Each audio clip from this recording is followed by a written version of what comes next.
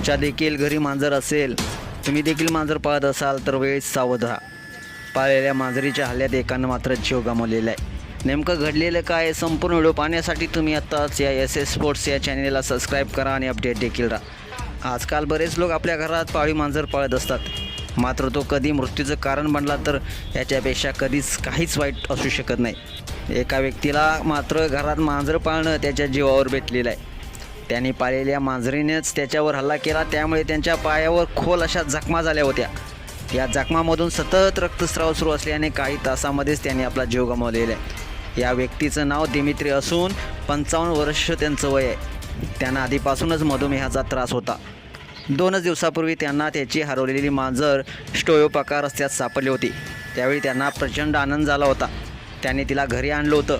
त्याच संध्याकाळी मांजरीने त्यांच्यावर पायावर हल्ला करत जोरदार पंजा मारला. या हल्ल्यामुळे दिमित्रीच्या पायातून रक्तस्राव सुरू झाला. मधुमेहामुळे त्यांचा रक्तस्राव काही थांबला नाही.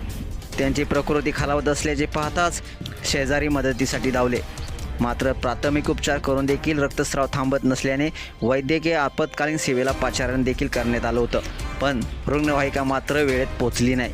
खूप उशीर झाला. दिमित्रीसोबत असलेल्या शेजाऱ्याने सांगितलं की रुग्णवाहिका पोहोचायला देखील खूप वेळ लागल्यामुळं त्या व्यक्तीनं जीव गमावला आहे. या मांजरीच्या हल्ल्यामुळे झालेल्या जखमा एवढ्या खोल होत्या की त्यामुळे दिमित्री यांचा जीव गेलेला आहे. दिमित्री यांची पत्नी नताल्या यांनी सांगितलं आहे की घटना घडली तेव्हा त्या घरी नव्हत्या. मांजरासंदर्भात बोलताना नताल्या म्हणाल्या की ती खूप प्रेमळ अशी मांजर होती. त्या दिवशी असं मात्र काय घडलं, तिनं असं का केलं हे मात्र समजत नाही.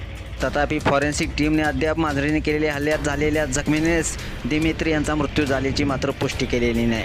ही घटना एका रशियन व्यक्तीसोबत घडलेली आहे. अशाच बातम्यांसाठी तुम्ही आत्ताच या एस एस स्पोर्ट्स या चॅनेलला सबस्क्राईब करा आणि अपडेट देखील राहा.